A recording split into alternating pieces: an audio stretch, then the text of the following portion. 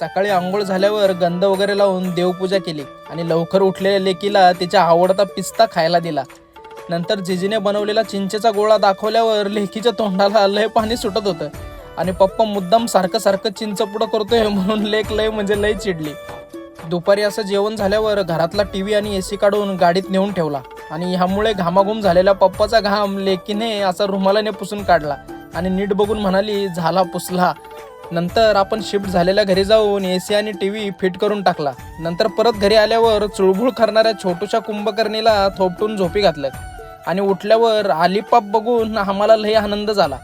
नंतर चिंचेचे गोळे ठेवायला लेक अशी आजीला मदत करत होती आणि त्यातली एक चिंच लेकीला खाऊ घातली तर आमचं तोंड बघा किती वाकडं तिकडं झालंय. आणि आपल्या घरातील काही जागा या कायम आपल्या जवळच्या राहतात बरं का. आम्ही हे घर सोडून भाड्याने राहायला का चाललोय त्यावर एक मोठा व्हिडिओ लवकरच बनवेल. तोपर्यंत चालायचंच नाही का.